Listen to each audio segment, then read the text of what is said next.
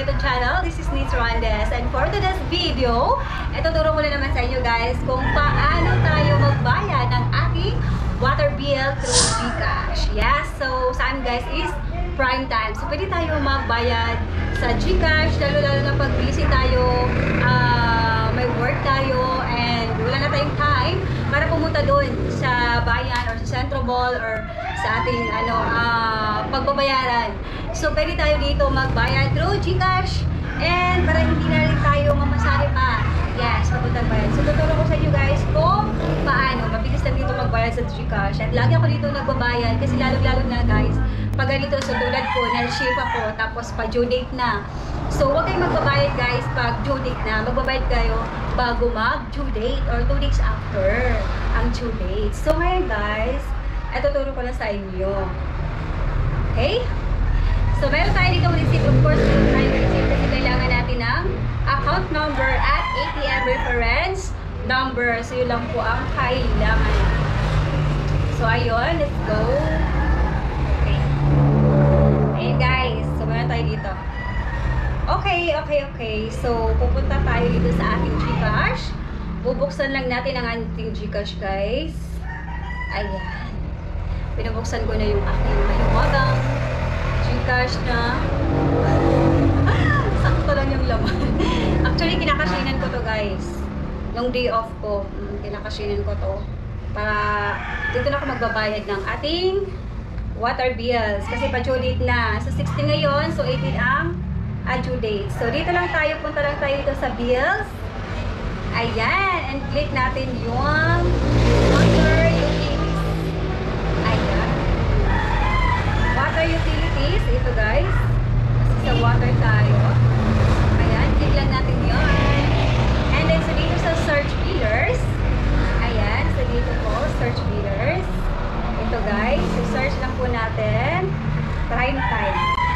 Prime time. So dito sa prime time guys, dalawa sila. E-Prime Business Solutions Incorporated or Prime Water. So parehas lang to guys.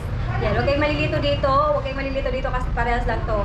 Kahit alin yung i-click mo dyan, parehas lang yan. So dito tayo sa Prime Water. Ayan. Pwede natin dyan. And then so dito sa ayan. Dito sa peso. So of course, ilagay mo yung ano mo dito. Kung magkano yung babayaran mo. Ayan. For example, 499.90. So ilagay mo lang yan. 499.90. And then, so dito naman sa ATM. Reference number 10 or 14 digits. So dito mo siya makikita. Ayan.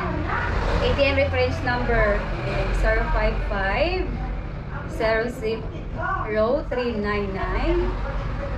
70 93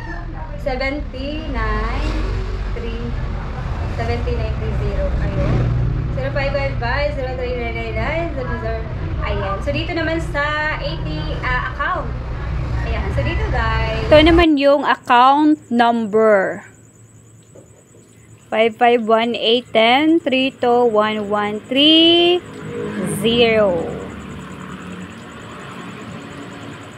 So dito guys, lagay nyo lang yung email nyo para maka-receive po kayo ng receipt.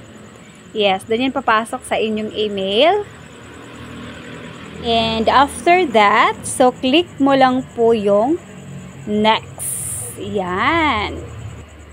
Click the next and no just pay bill. Yes, para hindi na kayo mag-additional. Click the no just pay bill only. Yes.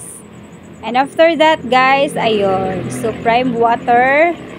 So dito guys, ayun, 504. Kumbaga may charge tayo kahit 5 pesos. So after mo po siya, so ayan. So dito guys, click mo lang po dito yung next. Ayan, may makikita ka dyan. Ayan, so click mo lang yung next. And after that, confirm. Yan, confirm. Yan, so ganun lang guys, kadali magbayad dito sa GCash.